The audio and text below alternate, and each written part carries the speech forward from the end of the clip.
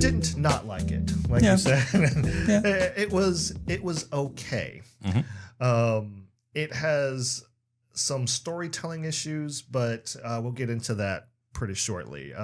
What did you like about the film? It started right into the movie. There was no setup. It went, boom, here we are. This is what we're doing. Immediately, I think within 5 minutes, she was assembled. Yes. I don't think there was any like build up at all. We knew nothing about Christoph Waltz's character or the doctor, whatever his name is down here. We just said, let's just do it. And so that was kind of cool because it was a fairly long movie. It didn't really, I don't know if did it feel that long? I knew Captain Marvel did feel long, felt long. This one didn't really feel long. I mean, it was a 2-hour movie, but it didn't really feel that so much. Yeah, I didn't feel the length of it. I mean, I knew it was long, but I didn't feel the length of it. Right. But that was just because of other issues with the film. But we'll get into that later. Because I was gonna say, with this film, the good part was, like I said, it started right away. The world was very immersive. There was it was a real living, breathing thing. Yes. Even that, I mean, they really fleshed out that neighborhood really well. It's and you're like, because set design, the CG, top. There was a couple of spots. It was like, but for the most part, it was like because it was really interesting because I was so drawn in by the world that I kind of. Like I didn't jot a lot of stuff down. I was like really kind of immersed in the world. I was like, oh, that's interesting. Every now and again it broke it, and I was kind of like, oh yeah, it's a movie. Oh yeah. I was gonna say I was initially creeped out by her eyes in the video in the clips, but it didn't really bother me. It fit perfectly. It did, and I'm like, it was because obviously in the trailers she was predominantly featured, right? But then as the movie played on, there was other characters. The world was so immersive, and it just really didn't creep me out like that. With when every time they showed it was mostly her face, right? It was creeping me out a little bit, to be honest with you. And I was like, I don't know, it's creeping me out, but it didn't bother me. So her CG was really, really awesome. I mean, she looked like a robot, but like a real robot. Right? Yes, she looked very, very much like she was actually there. And a lot of that probably has to do with the fact that she was actually there, like the actual actress. Right. I got a picture of her somewhere. But the actual actress was there on set. And she, she was doing all the motions and everything, but like as far as like they created a CG character out of her. And everything. Right. And I thought that was really cool. Like she was very expressive. That helped out quite a bit. So you always kind of knew what she was either feeling or what she was things that were possibly going through her mind and everything like that. Yep. I enjoyed that a lot. Sometimes she got a little bit too emotive. I was like, okay, you probably could tone it down a little bit. There was there was a moment where like they're watching the violent rollerball thing, and she got a little bit too laughy and too much of enjoyment into it. I was just kind of like, all right, you're kind of scaring me a little bit. It's like getting creepy again. One of the other things, like, and I have to, I feel like I keep going back to her emotions or whatever, but there is that particular hunter scene. Because this is a character who's trying to figure out, she's trying to remember her past. Right. She kind of knows that, Dr. Ito knows something about her and everything. She kind of knows that, but at the same time, she's naive, like you kind of say like, the whole vision thing. It's like, well, I was born yesterday. So, but she is trying to figure out, she's looking at the world as if it's the first time she's ever seen it. So she's learning about a lot of things. And that was cool because you immersed with her. Because you hadn't seen it either. See, there you go, Captain Marvel. We had nothing about the world. She knew nothing about the world. We learned about it. Exactly. That was awesome because we were like, oh, that's really cool. It was like, she should be doing that. There's going to be consequences. Oh, there was consequences. Oh, what's happening? So you got to see all that when she experienced it, which was great. That's what made this so much better in that way than, say, Captain Marvel learning that we already knew. And like, well, she's not really learning anything. We already kind of know it. Exactly. So it was no surprises. This had surprises. Exactly. And she was aware of the fact, like, she's aware that she's a cyborg and everything. Yeah. She wasn't like a human waking up in a cyborg's and she was cool with it. The people were cool with it because that's a normal world. And we got that. That's the norm of the world and everything. Right. Like good world building in that regard.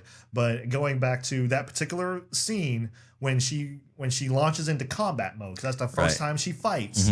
And like she was kind of aware of some abilities she had with the rollerball scene. Like she played rollerball with some kids on the street. Right. And she was kind of aware with it. It was like, okay, I could do some things. So okay, that's interesting. But when she went into fight mode and it was like instinct took over, like her natural, I guess, programming, of what you want to call it, actually took over.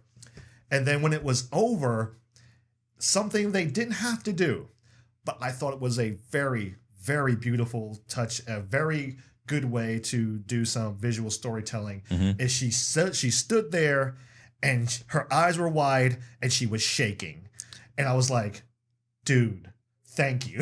Yeah. Thank you for that emotion, because you know everything is going through. Anger is going through. Right. Adrenaline, fear. What the hell did I just do? Type thing. What just happened? And like everything, all of that is going through her mind. And I'm like, that was beautiful. You didn't have to do that. She smashed two cyborgs and did a flying X kick and ripped the guy's arm off. Yes. You're like, whoa, that's pretty cool. Yeah.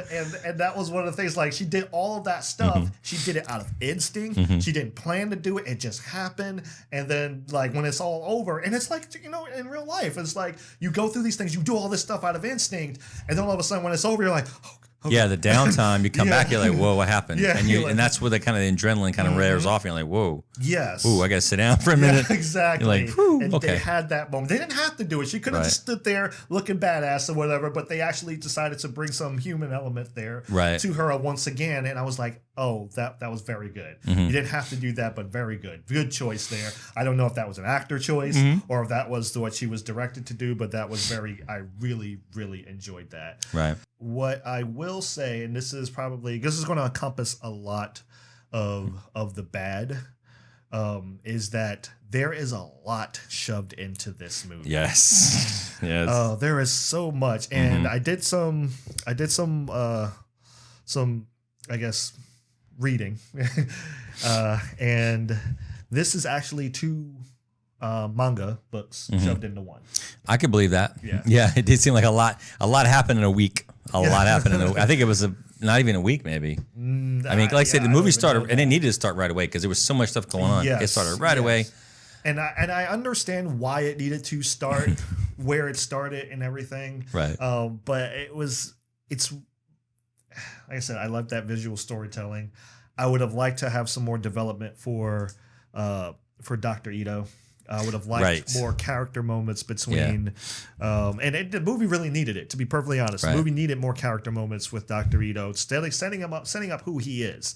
You know, why is he going out there to the junkyard every day? I mean, you eventually figure it out and stuff, but it's like it would have been nice to have these moments with her, like show him like, oh, like they show pictures of his family, show pictures of his daughter and stuff. Show him like, okay, he's in this state. This is who he is. So we can go along. And when he finds Alita and then this bond starts to form, you understand it a little more. You sympathize a little bit more. But they don't spend a lot of time in the movie together because the movie has to constantly move because there's so much going on. Right. In the original books, her finding out about herself is one book. The roller derby, rollerball thing, that's another book. It's completely separate.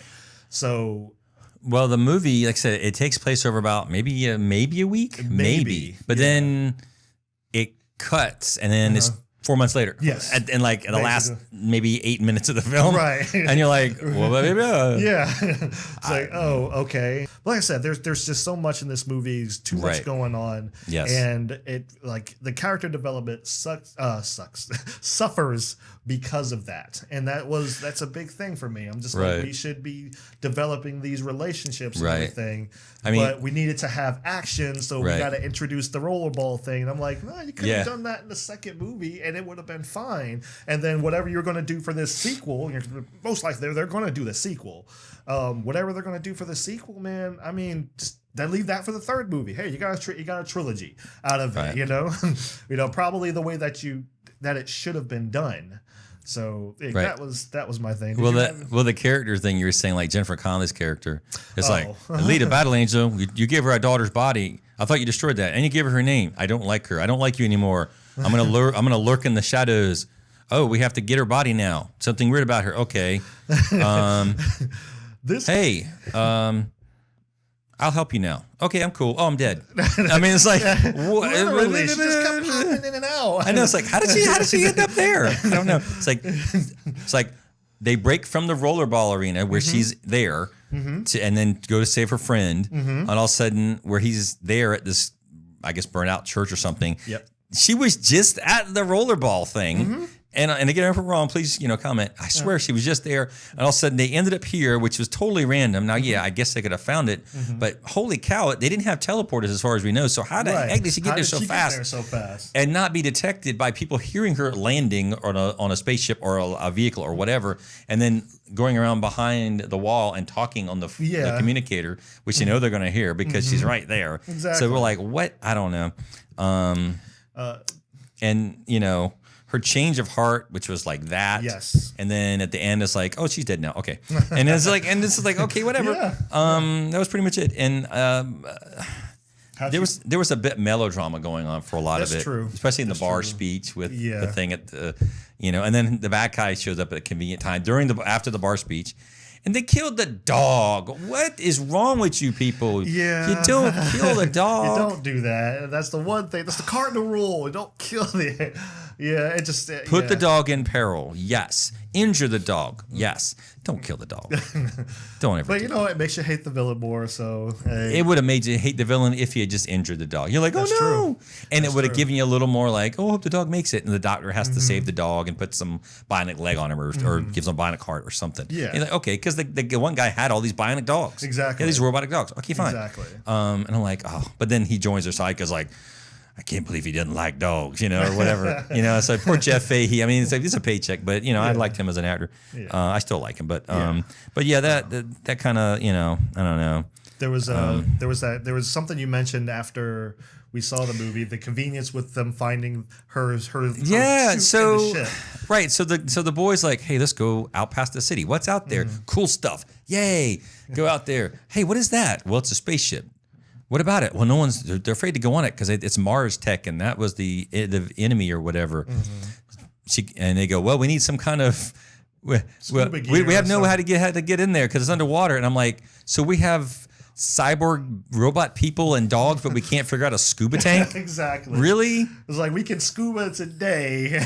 I mean, they were way advanced. But we saw her on the moon with laser weapons, fighting on the moon in spacesuits, and they can't figure out how to get an oxygen tank to work underwater. Can't go underwater. Are you kidding me? It's the Mario and Sonic syndrome. As soon as they touch the water, they die. I know. It's like all the rings come out. Yeah. The rings. That would have been funny. Rings everywhere. It's like quick grab 'em. The rings thing. I killed it. Okay.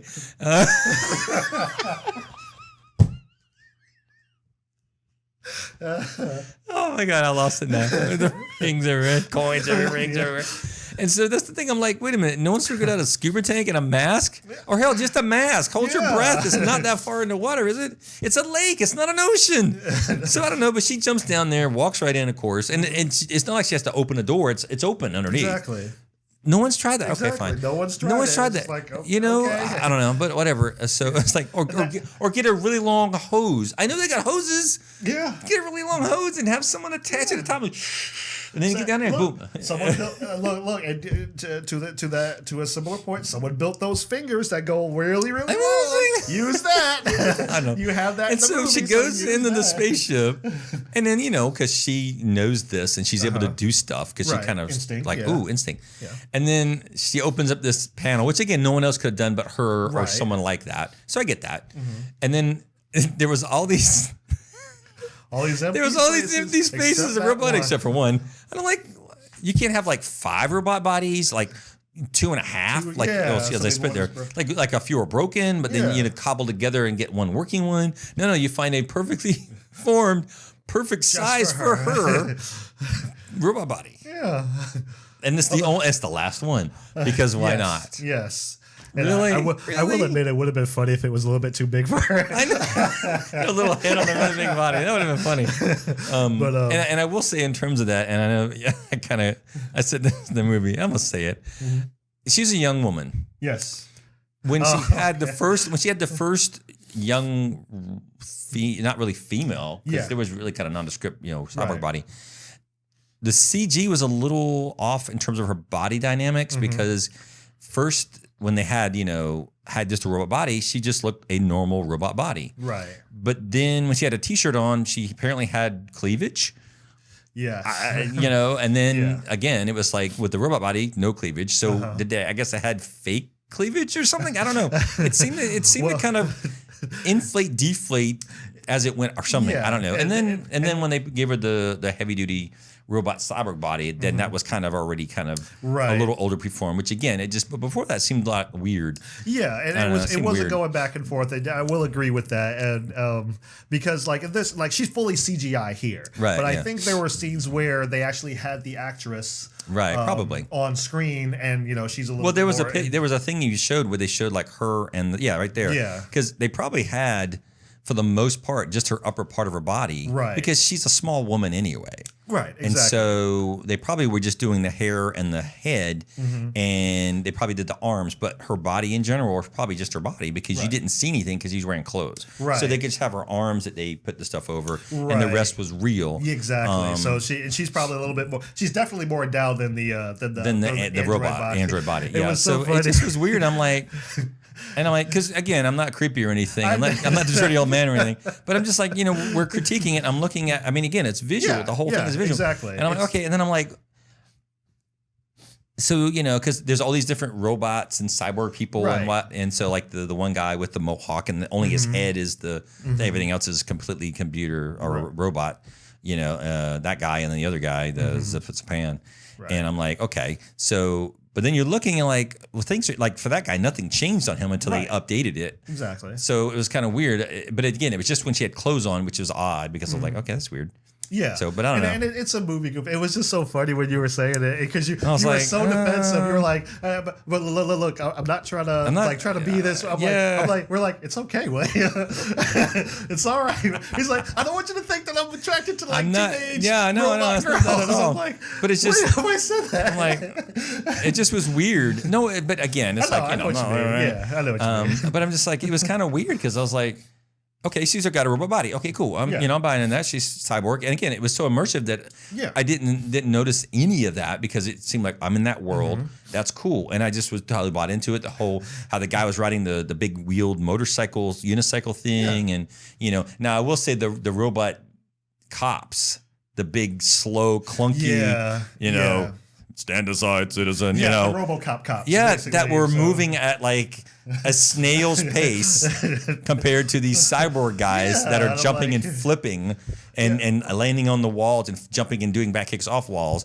But apparently the enforcer is this really slow moving crab thing with guns. Something's backwards here. Yeah, I'm like, what in the world? Yeah. I mean, I know they're only a robot, but holy cow, man. Yeah. I mean, I can see them as like maybe a first line of defense, and then you have another line of defense that's more agile, that can jump around or something. Put wheels on them. Yeah, they can go faster. Let them move faster or something. I was like, I could run away from them. And you could, and it's funny because when there was a scene near the end where you had like I think two of them. And you had, there was another scene before that, but when it was walking through the area, but you had the two guys walking with it, and they were walking really slow, like they were kind of doing the wedding walk, like step, stop, step, stop, step, stop, and they were doing like left, right, left, left, right, left, and I'm like, because they couldn't walk, because they were like, hold it right there, we're coming, they'll be here in a minute, halt. Yeah. I mean, no offense to the grandma on the walker would have outran them. I was like, I don't know. So that thought was kind of funny too. Yeah, I was like, little. I don't know. Little stuff like that, but it comes down to stuff like you can. I mean, that may have been a goof that may have been left in, but like as far as the.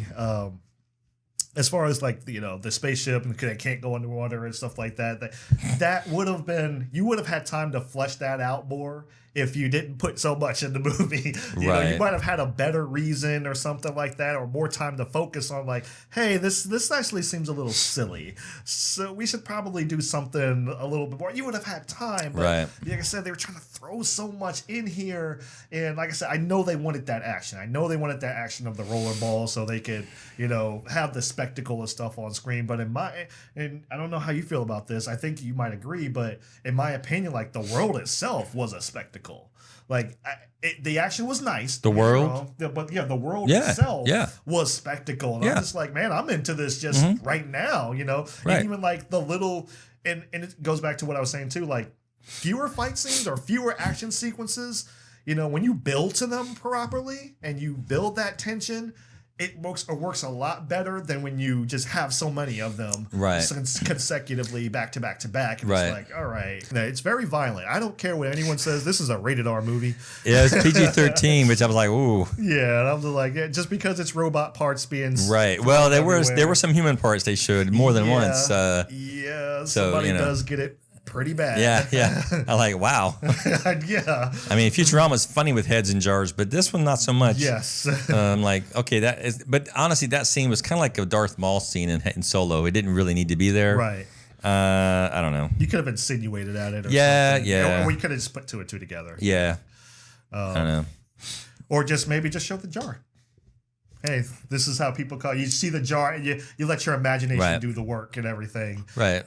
But as far as like the violence in this movie, like I said, I know it's a lot of robot parts flying around and stuff like that, and limbs flying off and stuff. And I'm like, it's still violent, man. It's visceral violent, dude. Yeah. Like there's a point where Alita gets freaking like eviscerated pretty much. Yeah, and that's the thing that was weird because she handily took care of that guy at the beginning and she was fighting 3 people, including the guy. Yes. And I'm like, and she ripped his arm off with like a flying axe kick kind of thing. Yeah. And then that battle scene right after the big, we got to band together to blah, blah, blah. And then he just shows up and then they go down to his area or whatever. Yeah. I mean, and then he had the long fingers, really long finger things that were heat seeking and kept moving around or whatever. Yeah, that he could control. And I'm like, but I think that was because like she didn't realize how to the extent that he could control those things. I think that's probably why. I guess, but at the same time, I see your point where it was just kind of all right. He was. I mean, she was no threat to him at that point. And just from fingers, really? Yeah, just that. And it's to your point where you're getting at, where it's just like it's just so she can get the upgrade. Yeah, that's it. But it was a convenience. It's like, oh, I found this robot body. I'm not going to give you that. Okay, I'm almost dead with all my body parts chopped off. I guess I had to give you that now. Yeah, exactly. I mean, it happened like right after she found it. Because here's what you had. You had the what's his name, Grishnak or Grish whatever. You had him get the upgrade. Then you had her immediately get the robot body upgrade. I mean, not upgrade, but the robot body, and then have to get the upgrade because she was basically chopped to pieces. Yes. So. Yeah. And now he's like, oh, well, I got to give you this now to protect you. I'm like, and that's convenient. Yeah. And the thing was, it was just kind of like, when she's saying like, hey, this is part of me. I want to have this body and everything, because you don't really have time to establish this connection, to where like he's so protective of Alita. You don't have time to establish that. It doesn't necessarily make a whole lot of sense that he doesn't want to give her the body. It's kind of like she's like, you are a warrior and this, that, and the other, which is why I could never give you this body. And I'm just sitting there, I'm like, but why? Right. Well, he called it a berserker body, but never said to the effect of like, well, I'm worried about what it will do and turn you, and you'll become unstable. Yeah. Something. He didn't really say anything like that. It's like, well, I just worry about this make you unstable because you don't have to be that person and blah, blah, blah, blah, blah. And I'm like, well, and it was also to the effect that, I was more thinking of it like, he's looking at her like a daughter. Right, yeah. And I think that's what they were trying to get across. But like I said, they didn't spend that time. No. So I was kind of thinking spent like, more time with the boy. Exactly. And I was kind of like, if they had spent more time together, you see this father-daughter relationship this bond start to form. You see him being more protective of her and everything, and because like I said, his daughter died from violence and stuff, and involvement in this. Like, oh, I don't want you to be a part of this and everything. Let that build, but we didn't get that, so it didn't make a lot of sense. So so when they went from this to this, it was kind of like, all right, well, now you have to do it. Yeah, and it's funny because even though he seemed really protective of her, there didn't, other than she's a female, sort of like his daughter-ish. But I don't know. It didn't. It gave him nothing other than finding like the half cyborg person who still had an active brain. Right. It's like, oh, I will save you. But he was already that kind of person anyway. We learned later because he just helped people out and he would do a lot of, like, in fact, he even said in that one battle scene, "Stop, or I won't repair anyone for free." And they went, everybody stopped. Yes. And there was no fighting after that point. And I'm like, okay, so he's established that he doesn't necessarily do it for the money because he's the hunter guy for money. Right. And, he'll take, whatever, like, little things as payment or what have you. Right. So, but I'm like, okay, so he established that. But then I'm like, but he never established that he had a rapport with the girl other than she was a girl and his daughter was a girl. Right, exactly. I mean, that's what I'm saying. Like, just let that give them time to form that relationship. I mean, he had her, cyborg body because they were going to put her in it because of something like she couldn't use, like, it was some kind of catastrophic illness and or infirmity because she was in a wheelchair. So again, didn't really, I mean, they talked about it a little bit, but didn't really go into detail. And then it's like, oh, well, I thought you'd destroy that body. And he says, oh, well, I couldn't. Yeah. And then later on he says something like, our daughter's dead, you have to let her go or whatever. I'm like, but he had the body still. So okay, whatever.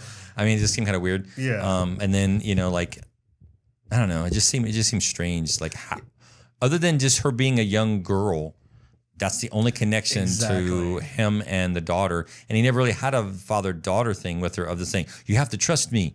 But he gave her no reason to trust him. It was like, well, you got to be careful because of these things and blah, blah, blah. Exactly. Yeah. And like I said, that's what I'm getting at with, like, just they took so much development out just so they could have all of this stuff going on. It was one of those movies like, man, you had potential here. Right. You didn't squander a lot of it. Like, I wouldn't say like Captain Marvel, I feel like you squandered a lot of that. This one, you didn't. It's just like you probably should have just took your time with this one, not shove so much in here and just tell a story, let people get invested, and then your sequel, like, if you didn't make so much money on this one, your sequel would have got blown up because people would have been like, okay, you would have got word of mouth and like, yeah, let's go see this one now. Right. Which, happens with a lot.